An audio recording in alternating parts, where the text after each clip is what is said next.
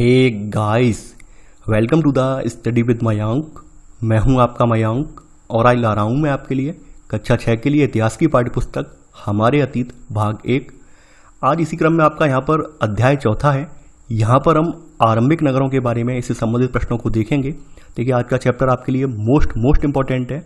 खास करके UPSC exam में हर साल इससे क्वेश्चन यहाँ पर आता है और जितने भी स्टेट पीसीएस एग्जाम में उनमें सभी में आप देखेंगे उठाकर प्रश्न पत्रों को अगर उठाकर देखेंगे तो हर साल यहाँ से एक क्वेश्चन पूछा गया है।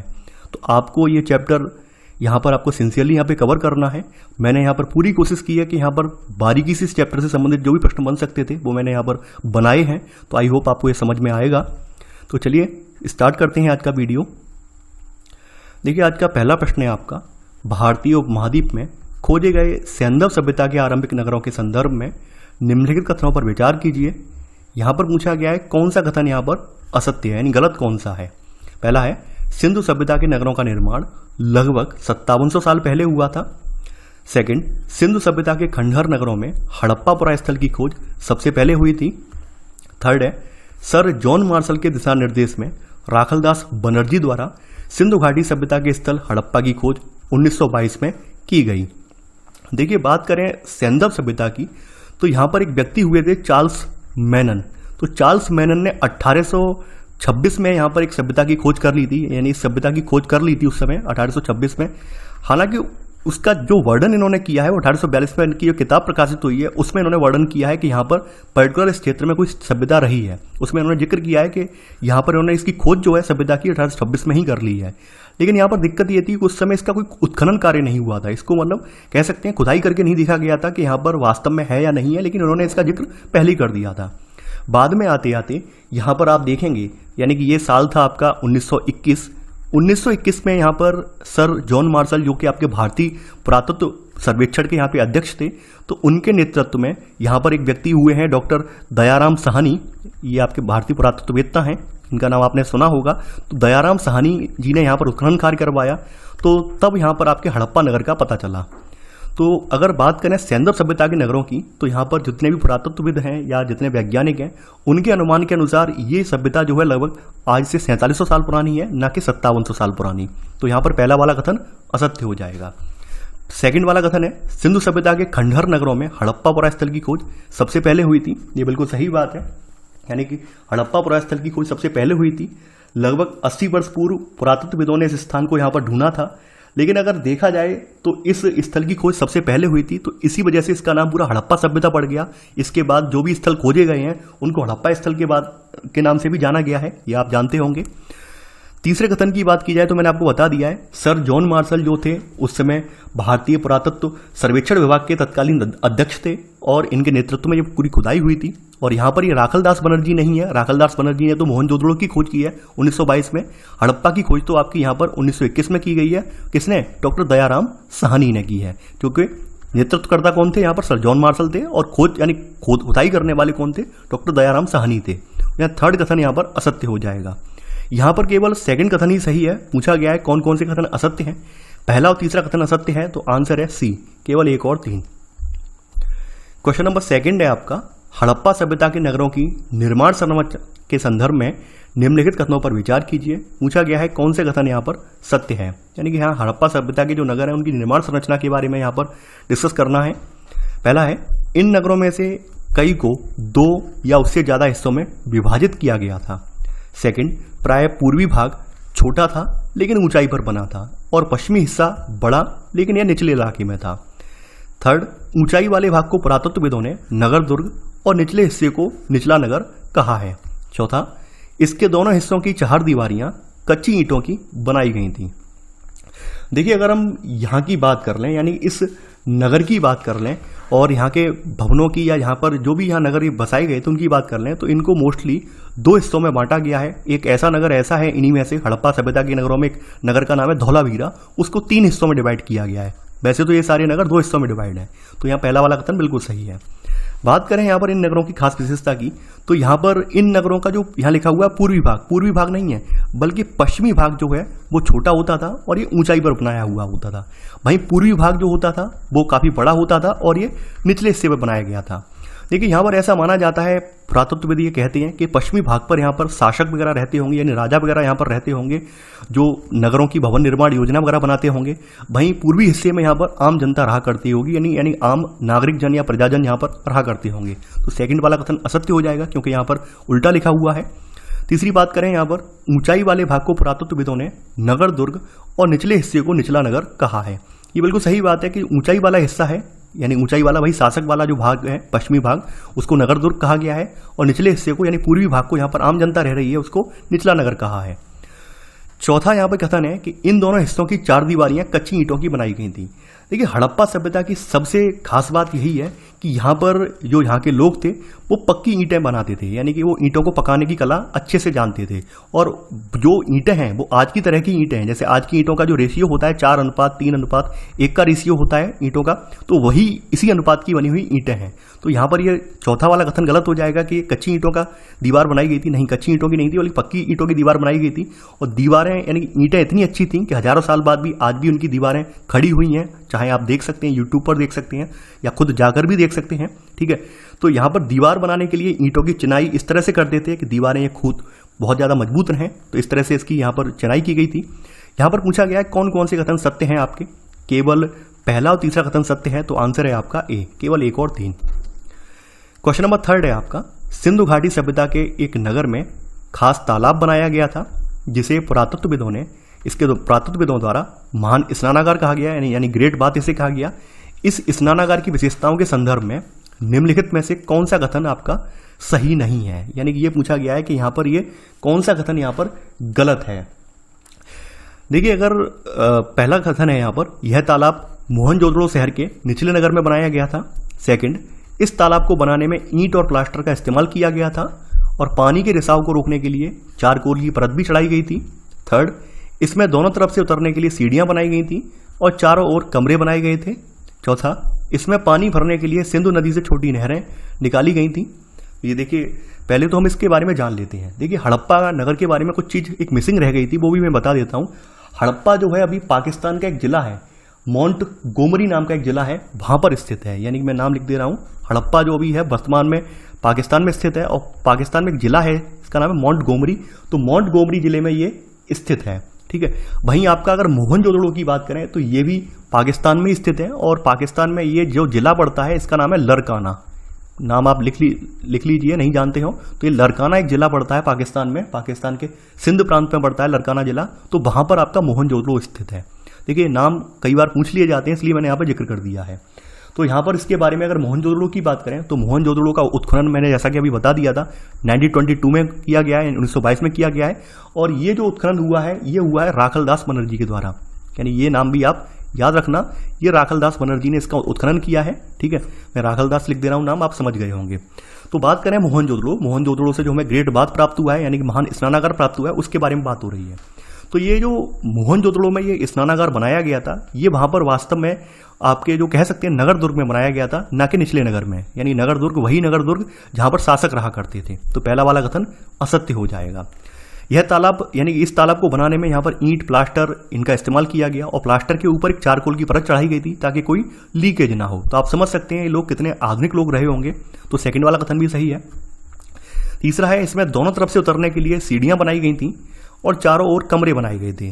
देखिए यहाँ पर ये जो तालाब था, तालाब का इस्तेमाल खास करके किसी विशेष ओकेजन पर या किसी त्यौहार वगैरह पर होता था। जब यहाँ पर शासक वगैरह यहाँ पर शाही स्नान वगैरह करते थे तब इसका इस्तेमाल होता था। तो उसी हिसाब से यहाँ पर क्या किया गया था, दो तरफ सीढ़ियाँ देख पा रहे हैं, यानी एक ये दूसरा ये, और इसके चारों ओर कमरे हैं। ठीक है, यानी इसका मतलब ये है कि ये शासक वर्ग वगैरह वाले लोग जो होते होंगे बाद में साथ में शाही स्नान करते होंगे। तो यहाँ तीसरा वाला कथन यहाँ पर सही है। चौथा है, इसमें पानी भरने के लिए सिंधु नदी से छोटी नहरें निकाली गई थी। देखिए यहाँ पर इसमें पानी भरने के लिए कुओं का इस्तेमाल होता था, ना कि नहरों का। तो चौथा वाला कथन यहाँ पे असत्य हो जाएगा। यहाँ पर पूछा गया है कौन से कथन असत्य हैं, यानी कि यहाँ पर आपका तीसरे का डी वाला, यानी कि यहाँ पर 1 और 4 कथन असत्य हैं। तो आंसर होगा केवल 1 और 4। क्वेश्चन नंबर 4 है आपका, हड़प्पा सभ्यता के नगरों से प्राप्त विशिष्ट संरचनाओं के संदर्भ में निम्नलिखित कथनों पर विचार कीजिए। यहाँ पर पूछा गया है कौन सा कथन यहाँ पर सत्य है, यानी जो संरचनाएं हैं उनसे विशिष्ट संरचनाएं जो मिली हैं तो उनके संदर्भ में आपसे यहाँ पूछा गया है। तो यहाँ पर बताना है कौन सा कथन आपका सही है। पहला है, कालीबंगा और राखीगढ़ी से अग्निकुंड मिले हैं। सेकंड, हड़प्पा, मोहनजोदड़ो और लोथल से बड़े बड़े भंडार गृह मिले हैं। देखिए, हड़प्पा सभ्यता के नगरों की अगर हम बात करें तो हड़प्पा सभ्यता के नगरों में हमें कालीबंगा और राखीगढ़ी से नहीं बल्कि लोथल जो नगर है, तो लोथल और कालीबंगा से हमें यहाँ पर क्या मिला है, आपके अग्निकुंड के साक्ष्य मिले हैं। तो पहला वाला कथन असत्य हो जाएगा। यहाँ पे राखीगढ़ी लिखा हुआ, राखीगढ़ी नहीं है बल्कि लोथल है। हड़प्पा, मोहनजोदड़ो और लोथल से बड़े बड़े भंडार गृह मिले हैं। देखिए, यहाँ पर ये जो भंडार गृह हैं ये इस बात का संकेत देते हैं कि ये पूरा नगर जो था बड़ा धन धान्यपूर्ण रहा है, यानी यहाँ पर अच्छा खासा अनाज होता होगा, अच्छे खासा समृद्ध नगर रहा होगा। इसी वजह से यहाँ पर भंडार गृह वगैरह भी बनाए गए थे। तो ठीक है, तो यहाँ पर आपका केवल सेकंड वाला कथन सही है, तो आंसर है आपका बी। देखिए, यहाँ पर थोड़ा एक एक्स्ट्रा फैक्ट के तौर पे आप लोग जान लीजिए, इस सिंधु घाटी सभ्यता का भौगोलिक विस्तार कई बार पूछ लिया जाता है कि सिंधु घाटी सभ्यता कहाँ से लेकर कहाँ तक फैली हुई थी। तो मैं ये डायग्राम इस तरह से बना दे रहा हूँ, नॉर्थ टू साउथ है ये, ठीक है, और ईस्ट टू वेस्ट। तो यहाँ पर मैं क्लियर कर दूंगा कि कहाँ से कहाँ तक फैली हुई थी। तो ये जो है जम्मू कश्मीर, यानी जम्मू कश्मीर में एक जगह है मांडा, जम्मू कश्मीर इसकी उत्तरी सीमा है। जम्मू कश्मीर में एक स्थान इसका पड़ता है मांडा नाम का, ठीक है। वहीं अगर दक्षिण में बात करें तो दक्षिण में महाराष्ट्र में चले जाएं हम, यानी महा मैं लिख दे रहा हूं, केवल महा, आप समझ जाएंगे। तो महाराष्ट्र में एक जगह है दैमाबाद, ठीक है, वो इसका स्थल है। तो उत्तर में कहां तक, उत्तर में जम्मू कश्मीर के मांडा तक, और नीचे दक्षिण में ये दैमाबाद तक। पूर्व में बात करें अगर इसकी, तो पूर्व में गई है ये मेरठ। मेरठ में एक जगह पड़ती है आलमगीरपुर, यानी मेरठ में एक स्थान है यहाँ पर जिसका नाम है आलमगीरपुर, वहां तक आपका इसका विस्तार है। मैं लिख दे रहा हूं, आलमगीरपुर लगा देना आप बाद में, ठीक है। तो आलमगीरपुर तक विस्तार है। और पश्चिम में यहाँ पर अगर बात करें, पश्चिमी सीमा जो कि बलूचिस्तान तक पड़ती है, तो यहाँ पर सुतका गेंडोर नाम का एक स्थल है जो कि इसका पश्चिमी स्थल है। तो ये मैं इस बार इसलिए बता दे रहा हूँ, कई बार ये एक्स्ट्रा फैक्ट पूछ लिए जाते हैं। तो आई होप आपके माइंड में क्लियर हो गया होगा कहाँ से कहाँ तक इस सभ्यता का विस्तार रहा है। पूर्व में आपके मांडा तक, जम्मू कश्मीर तक, महाराष्ट्र में आपके दैमाबाद तक, पूर्व में अगर देखा जाए तो मेरठ के आलमगीरपुर तक, और पश्चिम में यहाँ पर बलूचिस्तान के सुतका गेंडोर तक। तो आई होप आपके माइंड में क्लियर हो गया होगा। पांचवा प्रश्न है आपका, निम्नलिखित में से कौन से स्थान से हड़प्पा नगर प्राप्त नहीं हुए हैं, ये यहां पर पूछा गया है। यानी यहां पर कौन सा ऐसा स्थान है जहां से हमें हड़प्पा नगर प्राप्त नहीं हुए हैं। सिंध पाकिस्तान से हमें प्राप्त हुआ है, यहां पर उत्तराखंड से हमें कोई नगर प्राप्त नहीं हुआ है, गुजरात से भी प्राप्त हुए हैं, राजस्थान से भी प्राप्त हुए हैं, हरियाणा से भी प्राप्त हुए हैं, पंजाब से भी प्राप्त हुए हैं। केवल आपका उत्तराखंड आपका एक ऐसा राज्य है यहां से हमें कोई नगर प्राप्त नहीं हुआ है। तो यहां पर आंसर होगा आपका पांचवें का डी, केवल सेकंड। क्वेश्चन नंबर 6 है आपका, हड़प्पा सभ्यता में घर, नाले और सड़कों का निर्माण योजनाबद्ध तरीके से एक साथ ही किया जाता था। इन नगरों की ऐसी विशेषताओं के संदर्भ में निम्नलिखित कथनों पर विचार कीजिए। पूछा गया है कौन सा कथन यहाँ पर सही है, यानी कि यहाँ पर जो नाले वगैरह हैं उनके बारे में यहाँ पर पूछा गया है कि यहाँ पर कौन सा कथन आपका सही है, वो आप बताएंगे। पहला है, इन नगरों के घर आमतौर पर 2 या 3 मंजिल के होते थे। सेकंड, अधिकांश घरों में एक अलग स्नानागार होता था और कुछ घरों में कुएं भी होते थे। थर्ड है आपका, इन सभी नगरों में नालों को खुला रखा जाता था ताकि इनकी सफाई आसान हो। चौथा है, हर नाली में हल्की ढलान होती थी ताकि पानी आसानी से बह सके। देखिए, अगर बात करें यहाँ पर इन नगरों की, तो यहाँ पर जो भी घर मिले हैं वो 2 या 3 मंजिल नहीं है, बल्कि 1 या 2 मंजिल है। 3 मंजिल वाले नहीं है, बल्कि 1 या 2 मंजिल वाले हैं। तो पहला वाला कथन तो असत्य हो जाएगा। यहाँ पर हर घर में आपको देखने को मिलेगा कुएं भी थे, स्नानागार भी बना हुआ था। तो यहाँ सेकंड वाला कथन आपका बिल्कुल सही है। यहाँ पर बताया गया है कि इन सभी नगरों में नालों को खुला रखा जाता था ताकि इनकी सफाई आसान हो। देखिए, सबसे इंपॉर्टेंट बात क्या है, इन नगरों की खास विशेषता यही है कि जो सीवेज ट्रीटमेंट है वो उन्होंने बहुत अच्छे से किया है, यानी नालियों की निकासी इनकी बहुत अच्छी है। इनकी जो भी नाले वगैरह मिले हैं वो ढके हुए मिले हैं, यानी कि जैसे आपके आधुनिक जो नाले होते हैं, आधुनिक जो आपके बनाए जाते हैं, सीवर लाइन वगैरह डाली जाती है तो उनमें जगह जगह पर मैन होल खुले रख दिए जाते हैं। ठीक वही प्रणाली यहाँ पर अपनाई हुई थी, यानी कि यहाँ पर भी क्या था, पूरी नाली बंद थी, केवल जगह जगह पर मैन होल बनाए गए थे ताकि उनका ढक्कन उठाकर समय समय पर सफाई की जा सके। तो यहाँ पर थर्ड कथन असत्य हो जाएगा, क्योंकि यहाँ पर लिखा हुआ है इन सभी नगरों में नालों को खुला नहीं रखा जाता था, बल्कि ढककर रखा जाता था। अगला है, यहाँ पर बताया गया है, पूछा गया है कि हर नाली में हल्की ढलान होती थी ताकि पानी आसानी से बह सके। देखिए, ये चौथा वाला कथन बिल्कुल सही है। यहाँ पर हर नाली में हल्की ढलान होती थी ताकि जो पानी है ये आसानी से यहाँ से बह सके। तो देखिए, यहाँ पर पूछा गया है कौन सा कथन सत्य है, तो यहाँ पर दूसरा और चौथा कथन सत्य है। देखिए, यहाँ पर मिस्टेक हो गई है, आप सुधार लेना ये, ठीक है। यहाँ पे कोई ऑप्शन और भी नहीं है, तो आप समझ लीजिए यहाँ पर बी वाला ऑप्शन ही सही है केवल। तो यहाँ पर 6 का आंसर होगा आपका बी, केवल 2 और 4। क्वेश्चन नंबर 7 है आपका, हड़प्पा के नगरीय जीवन के संदर्भ में निम्नलिखित कथनों में से कौन सा कथन सही नहीं है। यानी हमें एक गलत कथन यहाँ पर एक दिया हुआ है, उसको आइडेंटिफाई करना है कि कौन सा कथन यहाँ पर गलत है। पहला है, नगरों में शासक वर्ग नगर की खास इमारतें बनाने की योजना में जुटे रहते थे। यहाँ के शासक लोग खूबसूरत मनकों तथा सोने चांदी से बने आभूषणों जैसी कीमती चीजों को अपने पास रखते थे। लिपिक और शिल्पकार भी नगरों में रहते थे। लिपिक मोहरों के अलावा अन्य चीजों पर भी लिखते थे। शासक व नगरवासियों द्वारा विदेशी व्यापार नहीं किया जाता था।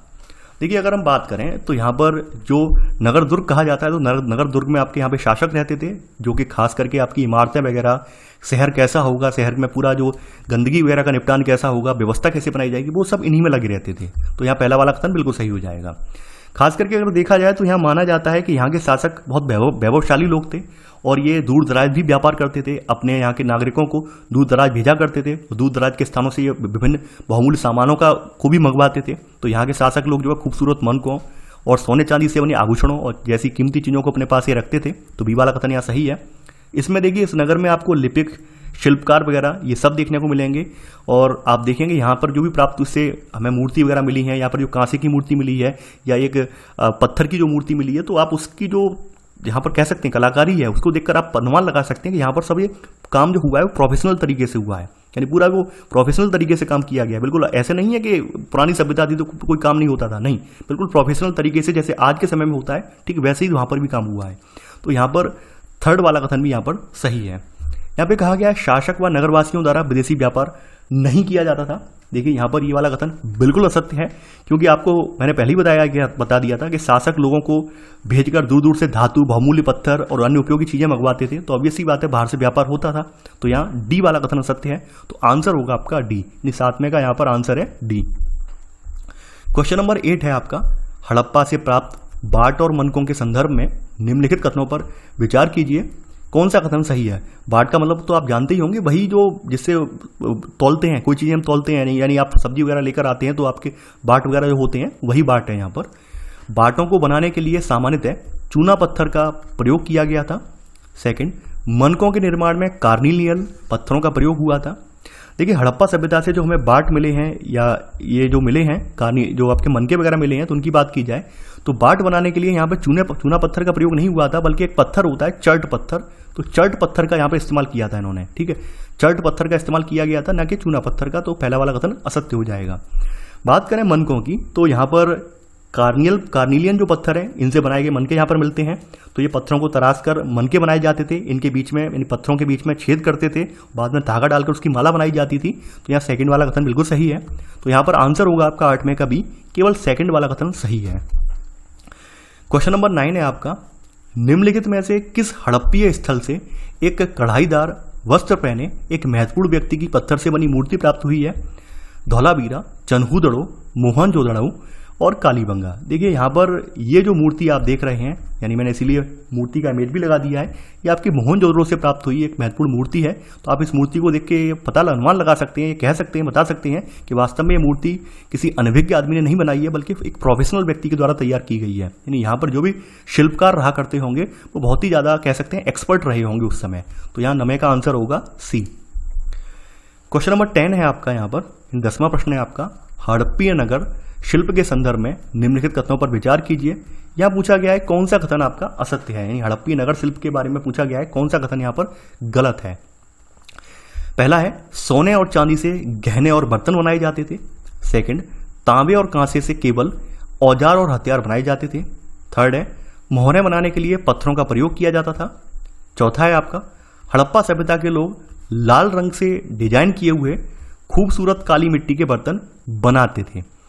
देखिए, अगर हम बात करें यहाँ पर इन नगर की और यहाँ की, मतलब जो भी बर्तन वगैरह बनाए जाते थे, तो उनकी बात करें हम, देखिए यहाँ पर जो सोने और चांदी से यहाँ पर क्या लोग बनाते थे, ये गहने और बर्तन बनाए जाते थे। यानी यहाँ पर जो उत्खनन हुआ है, उस उत्खनन से ये प्रमाण मिलते हैं कि यहाँ पर जो सोना और चांदी है, उससे क्या खास करके यहाँ पर गहने और बर्तन बनाए जाते थे। इसके अलावा यहाँ पर जो तांबा और कांसा है, इससे औजार हथियार, यानी औजार हथियार गहने और बर्तन भी बनाए जाते थे। केवल और केवल औजार और हथियार तांबे कांसे से नहीं बनते थे, बल्कि गहने और बर्तन भी बनते थे। तो सेकंड वाला कथन असत्य हो जाएगा। बात करें आगे मोहरें बनाने के लिए। देखिए मोहरें बनाने के लिए यहाँ पर पत्थरों का प्रयोग किया जाता था। यानी खास बात यह है कि जो मोहरें बनाई जाती थी यहाँ पर चौकोर आकार की, उनके लिए पत्थरों का प्रयोग किया जाता था। चौथा कथन है आपका, हड़प्पा सभ्यता के लोग लाल रंग से डिजाइन किए हुए खूबसूरत काली मिट्टी के बर्तन बनाते थे। देखिए ये भी गलत है। हड़प्पा सभ्यता के लोग जो हैं ये, अगर आपने पढ़ा है इनके बारे में, तो ये काले रंग से, यानी कि जो आपका ब्लैक कलर होता है, इस कलर से डिजाइन किए हुए लाल मिट्टी के बर्तन बनाते थे। ठीक है, किस मिट्टी के? ये लाल मिट्टी होती थी, ना कि काली मिट्टी। तो ब्लैक कलर से डिजाइन हुए यानी काले रंग से डिजाइन किए हुए खूबसूरत लाल मिट्टी के बर्तन ये बनाते थे यहाँ पर। तो चौथा वाला कथन यहाँ असत्य हो जाएगा। पूछा गया है कौन सा कथन यहाँ पर असत्य है, तो यहाँ पर डी वाला कथन असत्य है, यानी आंसर 10 का होगा डी। 10वें का आंसर होगा डी, यानी केवल 2 और 4 कथन असत्य है। क्वेश्चन नंबर 11 है आपका, हड़प्पा सभ्यता से पाए गए सूती कपड़ों के अवशेषों के संदर्भ में निम्नलिखित कथनों पर विचार कीजिए। यहां पर पूछा गया है कौन सा कथन गलत है। पहला है, मोहनजोदड़ो से कपड़े के टुकड़ों के अवशेष चांदी के एक फूलदान के ढक्कन तथा कुछ अन्य तांबे की वस्तुओं से चिपके हुए मिले हैं। सेकंड, पक्की मिट्टी तथा फेयोन से बनी तकलियां सूत कताई का यहाँ पर संकेत देती हैं। देखिए यहाँ पर अगर बात की जाए यहाँ पर, तो सूती कपड़े के यहाँ पर संकेत हमें देखने को मिलते हैं। यहाँ पर मोहनजोदड़ो से हमें खास करके, यानी कि मोहनजोदड़ो से हमें कपड़े के टुकड़ों के अवशेष जो है चांदी के फूलदान से मिलते हैं। इसके अलावा कुछ तांबे की वस्तुएं भी मिली हैं, इन पर भी सूती कपड़े यहाँ पे चिपके हुए थे। तो पहला वाला कथन यहाँ पर सही है। यहाँ पर अगर देखा जाए सूत काटने का काम भी होता था। आप लोग जानते होंगे रुई होती है, रुई से सूत काटा जाता है। शायद ग्रामीण परिवेश के जो भी छात्र हैं वो तो अच्छे से जानते होंगे, क्योंकि उन्होंने सूत कताई देखी होगी। शहरी परिवेश वाले बच्चों ने नहीं देखी होगी, तो आप गूगल वगैरह पर या यूट्यूब पर देख लेना कैसे सूत काटा जाता है, कैसे रुई से जो है धागा बनाया जाता है। यानी जो रुई से धागा बनाने की प्रोसेस होती है उसको हम सूत काटना कहते हैं। तो सूत काटने के लिए जो तकलियाँ वगैरह होती हैं, यानी चरखा आपने देखा होगा, उसमें तकलियाँ लगती हैं। तो ये जो हैं बताई गई हैं, पक्की मिट्टी या फेयोन से बनी तकलियाँ यहाँ पर सूत कताई का संकेत देती हैं। यानी यहाँ पर कहने का मतलब ये है कि इस नगर में यहाँ पर लोग जो है कपास भी उगाते थे, ताकि उस कपास से प्राप्त होने वाली रुई से जो लोग क्या है सूत बनाते थे, यानी धागा बनाते थे और धागे से कपड़े का निर्माण करते थे। यहाँ सेकंड वाला कथन भी यहाँ पर सही है। पूछा गया है कौन सा कथन यहाँ पर असत्य है। ना तो पहला कथन असत्य है और ना ही दूसरा कथन असत्य है। तो आंसर होगा आपका डी, यानी कि यहाँ पर ना तो पहला कथन असत्य है और ना ही यहाँ पर दूसरा वाला कथन असत्य है। तो आंसर होगा यहाँ पर डी। 12वां प्रश्न है अब आपका, हड़प्पा काल में प्रयोग किए जाने वाले फेयंस के संदर्भ में निम्नलिखित कथनों पर विचार कीजिए। पूछा गया है कौन सा कथन यहाँ पर सही है, यानी फेयंस के बारे में यहाँ पर कौन सा कथन सही है ये आपको बताना है। इस काल में फेयंस से मनके, चूड़ियाँ, बाले और छोटे बर्तन बनाए जाते थे। सेकंड, इस काल में प्रयोग होने वाले पत्थर और शंख की ही तरह फेयंस भी प्राकृतिक रूप से पाए जाते थे। बालू या स्फटिक पत्थरों के चूड़ को गोंद में मिलाकर बने फेयंस से वस्तुएं बनाई जाती थीं। तो बात करें यहाँ पर जो यहाँ पर इस समय इस काल में फेयंस भी इस्तेमाल होते थे, जिनसे मन के, चूड़ियाँ, बाले या छोटे बर्तन भी बनाए जाते थे। तो पहला कथन यहाँ पर बिल्कुल सही है। दूसरी बात कही गई है कि फेयंस जो है वो पत्थर और शंख की तरह ही एक प्राकृतिक रूप से तैयार होता है। ये कथन गलत है। फेयंस को कृत्रिम रूप से बनाया जाता है, यानी कि फेयंस को बनाने का मेथड जो है कृत्रिम तरीका होता है। कृत्रिम तरीका ये होता है कि जो बालू या स्फटिक पत्थर होते हैं इनके चूना कर लिया जाता है, इनका चूना बना लिया जाता है और इस चूड़ को फिर गोंद में मिलाकर फेयंस तैयार किए जाते हैं। उन पर फिर पॉलिश कर दी जाती है, फिर उनसे वस्तुएं बनाई जाती हैं। जैसे आजकल जो वस्तुएं आप देख रहे होंगे बनाते हैं लोग, तो उसी तरह से प्रोसेस से बनाते हैं, उन्हें फेयंस बोलते हैं। यानी बालू या स्फटिक पत्थर होते हैं, उनका चूना बना लेते हैं और बाद में गोंद मिलाकर उनको पत्थरनुमा रूप दे देते हैं। उसके बाद कोई आकृति बनाते हैं। तो यहाँ पर वही यहाँ पर होता था। तो यहाँ थर्ड वाला कथन सही है। पूछा गया है कौन सा कथन यहाँ पर सही है। केवल आपका ए वाला कथन सही है, यानी केवल 1 और 3। 13वां प्रश्न है अब आपका, हड़प्पा सभ्यता में लोगों द्वारा किए जाने वाले आयात के संदर्भ में सूची 1 को सूची 2 से सम्मिलित कीजिए और नीचे दिए गए कूट का प्रयोग करके सही उत्तर चुनिए। देखिए, एक तरफ आयातित वस्तुएं हैं, दूसरी ओर कहाँ से मंगाई गई हैं। तांबे की बात कर लेते हैं। देखिए, तांबा ये लोग जो थे वो राजस्थान से मंगाते थे। तांबे का आयात ये लोग राजस्थान से करते थे। वहीं आपका यहाँ पर अगला है, यानी आपका टिन है। टिन का आयात जो है अफगानिस्तान से किया जाता था। यानी कि तांबा जो थे ये राजस्थान से मंगाते थे, और वहीं जो टिन है, टिन धातु जो होती है, टिन का आयात ये खास करके आपके अफगानिस्तान से आयात किया जाता था। आधुनिक ईरान और अफगानिस्तान से टिन मंगाया जाता था। वहीं अगर सोने की बात करें तो सोना ये लोग जो है कहाँ से, कर्नाटक से लेकर आते थे। सोने का आयात कर्नाटक से करते थे। वहीं आपका जो बचा हुआ बहुमूल्य पत्थर है ये गुजरात से आता था। यानी बहुमूल्य पत्थर खास करके आपका गुजरात, ईरान और अफगानिस्तान इन जगहों से मंगाया जाता था। तो यहाँ पर आंसर होगा आपका बी, यानी ए का तीसरा, बी का दूसरा, सी का चौथा और डी का पहला। तो आंसर है आपका क्वेश्चन नंबर 13 का बी।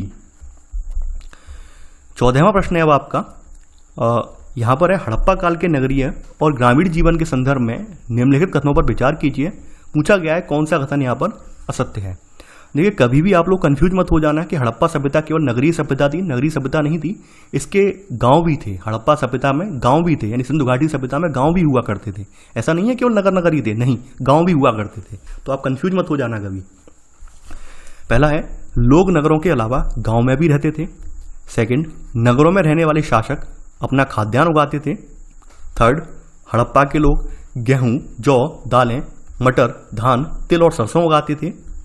चौथा, खेतों की जुताई के लिए हल का प्रयोग इस समय की नई बात थी। पांचवा, सभी हड़प्पा नगरों में सिंचाई के लिए पर्याप्त जल वर्षा से प्राप्त हो जाता था। देखिए यहाँ पर पहली बात आप ये जान लीजिए, लोग यहाँ पर नगरों के अलावा गांव में भी रहते थे। यानी सभी लोग नगरों में ही नहीं रहते थे, बल्कि यहाँ पर इससे लगे हुए संबद्ध जो ग्राम थे उन ग्रामों में भी लोग रहते थे। दूसरी बात यह है कि नगरों में रहने वाले शासक अपना खाद्यान्न उगाते थे। ये भी गलत है। नगरों में रहने वाले शासक अपना खाद्यान्न पूरा पूरा नहीं उगाते थे, बल्कि ये लोग किसान और चरवाहे जो होते थे उन पर निर्भर थे। तो किसान और चरवाहे यहाँ पर शहरों में रहने वाले जो शासक हैं, लेखक या दस्तकार, इनको खाने के सामान की सप्लाई करते थे। तो सेकंड वाला कथन असत्य हो जाएगा।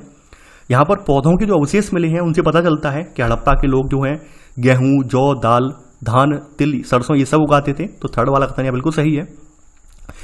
खेतों की जुताई के लिए हल का प्रयोग इस समय की नई बात थी। देखिए यहाँ पर चूंकि उस समय के जो हल होते थे वो लकड़ी के बनाए जाते थे, यानी लकड़ी के बनाए जाते थे।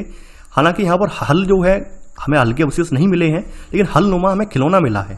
तो उस खिलौने के आधार पर यहाँ पर पुरातत्वविद ये कहते हैं कि यहाँ पर वास्तव में हल का प्रयोग होता होगा, तभी ये खिलौने के रूप में दिखाया गया है। यानी हो सकता है उस समय के हल जो होते हों वो लकड़ी के बनाते हों, लोहे वगैरह के ना बनाकर लकड़ी के बनाते हों, और इस वजह से लंबे समय तक वो रह नहीं पाए, नष्ट हो गए हों।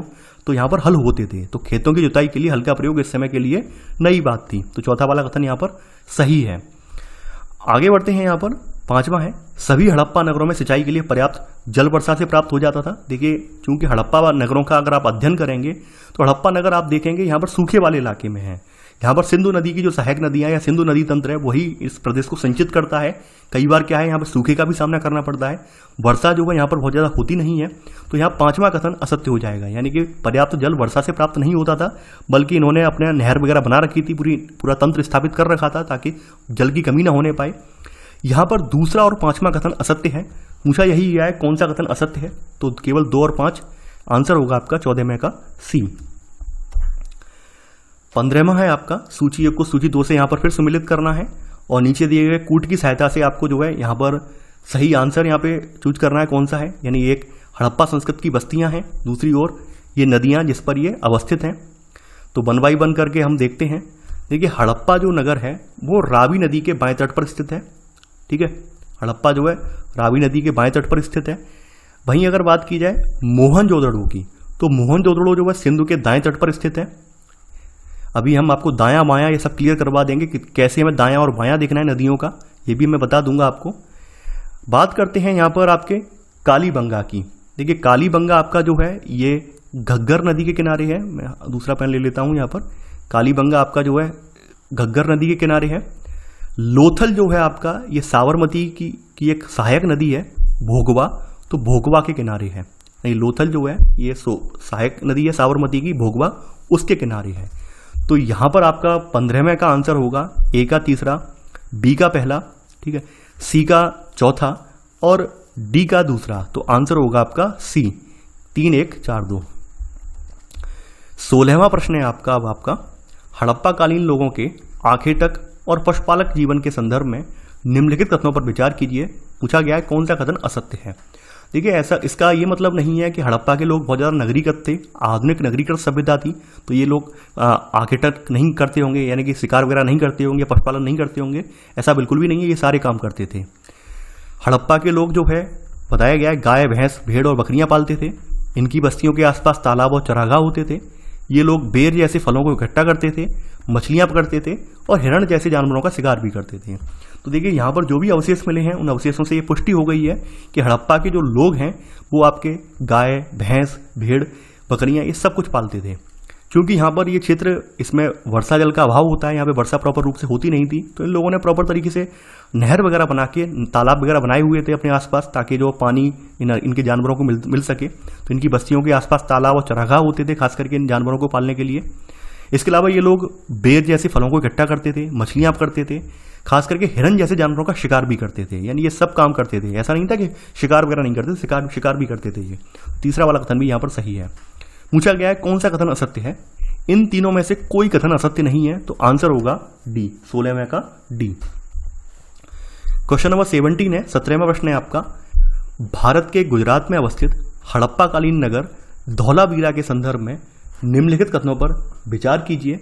यहां पर पूछा गया है कौन सा कथन यहां पर असत्य है, यानी धौलावीरा के बारे में यहां पर पूछा गया है कौन सा कथन यहां पर असत्य है। पहला है, कच्छ के इलाके में खादिर बेत के किनारे धौलावीरा नगर बसा था। जहां हड़प्पा सभ्यता के अन्य नगर 2 भागों में विभक्त थे, वहीं धौलावीरा नगर को 4 भागों में बांटा गया था। थर्ड है, इसके हर एक हिस्से के चारों ओर ईंटों की ऊंची ऊंची दीवार बनाई गई थी। इसके अंदर जाने के लिए बड़े बड़े प्रवेश द्वार थे। चौथा है, इस नगर में खुला मैदान भी था जहां सार्वजनिक कार्यक्रम आयोजित किए जाते थे। तो देखिए, पहली बात तो आप इसको नगर को जान लीजिए, यानी ये धौलावीरा को पहचान लीजिए। धौलावीरा हड़प्पाकालीन नगरों में से थोड़ा सा डिफर है, वो भी यहाँ पर हम देख लेते हैं। अगर हम बात करें इसके उत्खनन की, तो ये गुजरात के कच्छ जिले के एक पड़ता है, भचाऊ तालुका पड़ता है, वहाँ पर ये स्थित है। और इसकी जो खोज हुई थी 1967 में हुई थी, सॉरी 66 बोल रहा हूँ मैं, 1967 में इसकी खोज हुई थी और जेपी जोशी ने इसकी खोज की थी। यानी खोजकर्ता का नाम है जेपी जोशी, जिन्होंने धौलावीरा की खोज की है। ठीक है, तो ये कच्छ के इलाके में खादिर बेत के किनारे धौलावीरा नगर बसा था। तो पहला वाला कथन यहाँ पर बिल्कुल सही है। देखिए, हड़प्पा सभ्यता के हड़प्पाकालीन जो नगर हैं वो सब 2-2 भागों में विभक्त हैं। वहीं यहाँ पर धौलावीरा नगर जो है ये 3 भागों में डिवाइड था, यानी यहाँ पर इसके 3 हिस्से थे। तो यहाँ पर 4 लिखा हुआ है, 4 नहीं है बल्कि 3 हिस्से थे। तो यहाँ पर आंसर सेकंड वाला कथन गलत हो जाएगा। इसके हर एक हिस्से के चारों ओर ईंटों की ऊंची ऊंची दीवार बनाई गई थी। इसके अंदर जाने के लिए बड़े बड़े प्रवेश द्वार थे। थोड़ा सा और ध्यान देने वाली बात यह है, यहाँ पर पत्थर की ऊंची ऊंची दीवार बनाई गई थी, ना कि ईंटों की। यानी ये भी यहाँ पर ध्यान देने वाली बात यह है कि यहाँ पर जो नगर की 4 दीवारी बनाई गई थी वो पत्थर से बनाई गई थी, ना कि ईंटों से। यानी कि यहाँ पर पत्थर की ऊंची ऊंची 4 दीवारी बनाई गई थी और इसके अंदर जाने के लिए बड़े बड़े प्रवेश द्वार थे यहाँ पर। तो थर्ड वाला कथन भी यहाँ पर असत्य हो जाएगा। इस नगर में खुला मैदान भी था जहाँ सार्वजनिक कार्यक्रम आयोजित किए जाते थे। देखिए, सबसे खास बात क्या है, यहाँ पर आपको बहुत एक बड़ा खुला मैदान देखने को मिलेगा। यानी जो आपकी सार्वजनिक कार्यक्रम होते हैं उन कार्यक्रमों के लिए यहाँ पर एक स्टेडियम की तरह यहाँ पर एक मैदान देखने को मिलता है। ये अपने आप में एक बहुत बड़ी बात है। यानी हड़प्पा सभ्यता के जितने भी नगर हैं उनमें ये अपने आप में विशिष्ट है। समझ रहे हैं आप? नहीं, अगर आपसे कहीं पूछा जाए कि ऐसा कौन सा हड़प्पाकालीन नगर है जिसमें स्टेडियम पाया गया है, तो वो धौलावीरा है। यानी स्टेडियम, सार्वजनिक कार्यक्रम के लिए खेल का मैदान या सार्वजनिक मैदान, इन सब का मतलब वही होता है। ठीक है, स्टेडियम अगर लिख दिया जाए तो गलत नहीं होगा, स्टेडियम ही बोलेंगे हम उसे। सार्वजनिक कार्यक्रम हो रहे हैं, खेलकूद भी होते होंगे उसमें। ठीक है, जरूरी नहीं है कि उसमें नृत्य गायन वगैरह ही होता हो, खेलकूद भी होते होंगे। बहुत सारी क्रियाकलाप, विविध क्रियाकलाप होते हैं। स्टेडियम में केवल एक काम नहीं होता है, बहुत सारे क्रियाकलाप होते हैं स्टेडियम में। तो यहाँ पर चौथा वाला कथन यहाँ पे सही है।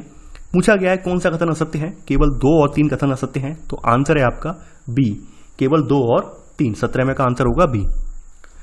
18वां प्रश्न है आपका, हड़प्पाकालीन लोथल नगर के संदर्भ में यहाँ पे पूछा गया है। हड़प्पाकालीन जो लोथल नगर है इसके बारे में पूछा गया है, कौन सा कथन यहाँ पर सही नहीं है, गलत कथन कौन सा है। पहला है, यह खंबात की खाड़ी में मिलने वाली साबरमती नदी के किनारे पर बसा हुआ था।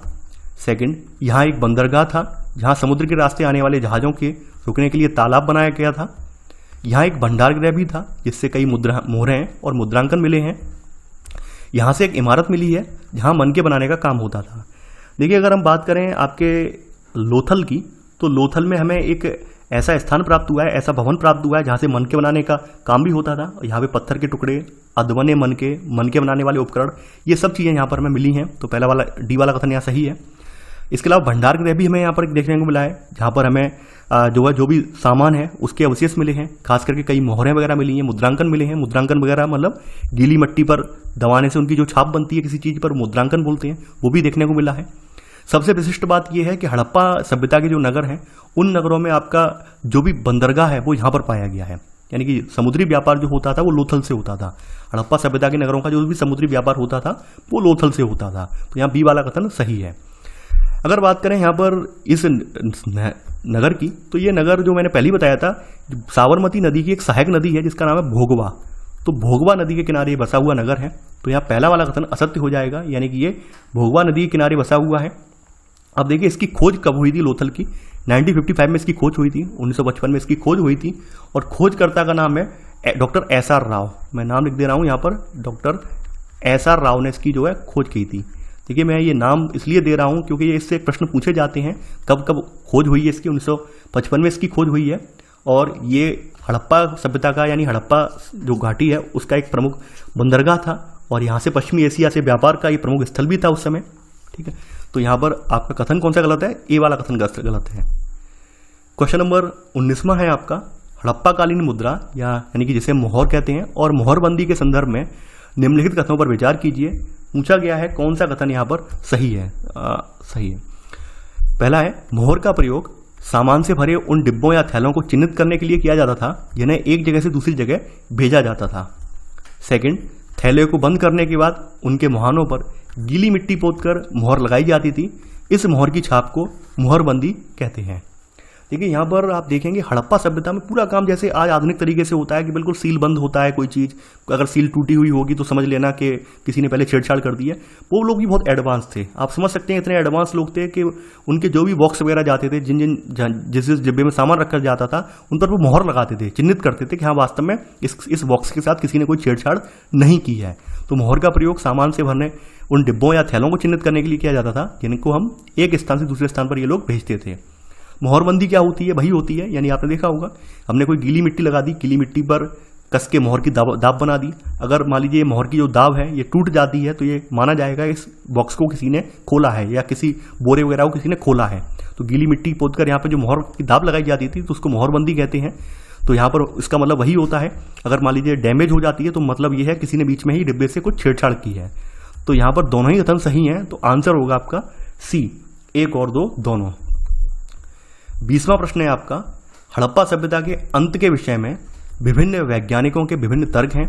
इन निम्नलिखित तर्कों में से सबसे प्रबलतम तर्क कौन से हैं, यानी सबसे ज़्यादा जो प्रबलतम तर्क हैं वो कौन से आपको लगते हैं। यानी तमाम तर्क दिए गए हैं, मानते हैं कुछ तर्क लोग जो है अभी भी सहमत नहीं है, यानी कि स्पष्ट कारण अब तक क्लियर नहीं हो पाया है कि जलवायु परिवर्तन रहा है, बाढ़ रहा है, आपदा आई है, क्या मतलब रीजन रहा है। तो प्रबलतम तर्क यहाँ पर कौन कौन से हैं। देखिए ध्यान देने वाली बात ये, यूपीएससी में इस तरह के क्वेश्चन जो होते हैं वो आपका दिमाग हिला के रख देते हैं, प्रबलतम कौन सा होगा। तो थोड़ा सा यहाँ पे चिंतन करने की जरूरत है। पहला कारण हो सकता है नदियों का सूखना, जंगलों का विनाश, बाढ़ आ जाना, शासकों का नियंत्रण समाप्त हो जाना, आर्यों का आक्रमण। देखिए ये पहला कारण हो सकता है, नदियों का सूखना। यानी यहाँ पर ये हो सकता है नदियों के सूखने की वजह से ये लोग अपने मूल स्थान को जहाँ पर नगरीय सभ्यता विद्यमान थी उसको छोड़कर अन्यत्र स्थान पर चले गए हों। ये भी हो सकता है कि जंगलों का जब विनाश हो गया हो तो ऑब्वियस सी बात है जो उनके मवेशी वगैरह हैं उनको खाने को नहीं मिलेगा। जब मवेशियों को खाने को नहीं मिलेगा तो दूध वगैरह जो है, मांस वगैरह वो भी उपलब्ध नहीं हो पाएगा। जंगलों का विनाश हो जाएगा तो ऑब्वियस सी बात है वर्षा वगैरह भी अच्छी खासी नहीं होगी। ठीक है, तो ये भी कारण हो सकता है। बाढ़ का आ जाना, हाँ ये भी हो सकता है कि भाई सिंधु नदी है उसने अचानक से अपना रौद्र रूप दिखाया हो, अचानक से बहुत ज़्यादा यहाँ पर बाढ़ वगैरह या फिर इलाका कई महीनों तक या कई सालों तक जलमग्न रहा हो। ये भी एक इस कंडीशन हो सकती है। एक कंडीशन ये भी हो सकती है कि यहाँ पर जो शासक रहते थे नगर दुर्ग में, हो सकता है भाई शासक हैं उनका शासकों का वर्चस्व कम होता गया हो या शासकों का नियंत्रण जो था नगरों पर वो कम होता गया हो। शासकों ने जो है जो भी नगरों की योजना बनाना था वो बंद कर दिया हो। इस वजह से लोगों में कह सकते हैं एक अव्यवस्था फैल गई हो, यानी नगर में अव्यवस्था फैल गई हो और लोग अपने नगर को छोड़कर जाने लगे हों, पलायन करने लगे हों। तो ये भी हो सकता है यहाँ पर। 5वां कारण है आर्यों का आक्रमण। देखिए तमाम आप अभी वर्तमान समय में देखेंगे तमाम जो आधुनिक इतिहासकार हैं वो ये मानते हैं हड़प्पा सभ्यता का अंत जो है आर्यों के आक्रमण ने किया है। हालांकि यहाँ पर हड़प्पा सभ्यता के जिन जिन स्थलों से उत्खनन हुआ है वहां से इस बात के कोई प्रमाण नहीं मिलते हैं कि आर्यों का आक्रमण हुआ है। आर्यों का आक्रमण हुआ होता तो ऑब्वियसली बात है तलवार वगैरह मिलती, भाले वगैरह मिलते, मारकाट मिलती। मारकाट का मतलब ये था जब जो लोग मारे गए थे उनके कंगाल बिल्कुल छत विचत मिलते, यानी उनके कंकाल पूरे नहीं सही रूप में नहीं होते, बिल्कुल छत विचत होते। ये भी तो होता है, लेकिन इस तरह की हमें चीज़ें यहाँ पर नहीं देखने को मिली हैं, बहुत ना के बराबर। तो यहाँ पर आर्यों का आक्रमण वाला जो पहलू है या आर्यों का आक्रमण वाला जो तर्क लोग देते हैं ये बहुत प्रबलतम तर्क नहीं है। सबसे कमजोर तर्क माना जाता है। और तमाम जो है कह सकते हैं यहाँ पर पुरातत्वविद इसको खारिज भी करते हैं। यानी कि कुछ जो लोग भारतीय लोग हैं, जैसे जो अपने आप को मूल निवासी कहते हैं, वो तो कहते हैं आर्यों का आक्रमण हुआ है, जबकि ऐसा कुछ नहीं हुआ है। आर्यों का आक्रमण यहाँ पर नहीं हुआ है, क्योंकि तर्क यहाँ पर यही है, क्योंकि यहाँ पर जो कंकाल वगैरह या फिर जो चीज़ें यहाँ पर मिली हैं उनके आधार पर या हथियार वगैरह के आधार पर यह अनुमान नहीं लगाया जा सकता है कि यहाँ पर आर्यों का आक्रमण हुआ है। तो ये सबसे कह सकते हैं निम्नतम यानी क्षीणतम तर्क है। तो यहाँ पर आपके 1, 2, 3, 4 तर्क सही हैं। तो यहाँ आंसर होगा सी, केवल 1, 2, 3 और 4। क्वेश्चन नंबर 21वां है आपका, हड़प्पा नगरों के अंत की शुरुआत और हड़प्पा सभ्यता के उपरांत नए नगरों का विकास कब से हुआ है। ये यहाँ पर आपका प्रश्न है, अंतिम यानी आपके अध्याय से अंतिम है। फिर इसके बाद मैप प्रैक्टिस आपकी चलेगी। यहाँ पर 3800 साल पहले, लगभग 2400 साल पहले, यानी हड़प्पा नगरों का अंत की शुरुआत हुई 3800 साल पहले और नए नगरों की शुरुआत हुई 2400 साल पहले, 3900 साल पहले, 2500 साल पहले, 4000 साल पहले, 2000 साल पहले, 4500 साल पहले और 3000 साल पहले। यहाँ पर बी वाला कथन सही है, यानी हड़प्पा नगरों के अंत की शुरुआत जो हुई है वो लगभग आज से 3900 साल पहले इनका अंत होना स्टार्ट हो गया है। वहीं नए नगरों का विकास जो हुआ है, यानी नए नगर जो निकल कर आए हैं, इनका विकास आज से लगभग 2500 साल पहले हुआ है, यानी ईसा से 5वीं सदी पूर्व, यानी ईसा पूर्व 5वीं सदी से। ठीक है, तो आप समझ सकते हैं यहाँ पर। तो यहाँ पर आंसर होगा बी। 22वां प्रश्न है, हालांकि प्रश्न जो है घुमा फिरा कर फिर से आ गया है, थोड़ा सा यहाँ पर आपको चेंज कर दिया ताकि आप भी अपना थोड़ा सा दिमाग लगा पाएं। यहाँ पर कथन दिया गया है, हड़प्पा के नगरों में सूत कताई का काम होता था। कारण है, मेहरगढ़ में कपास की खेती होती थी।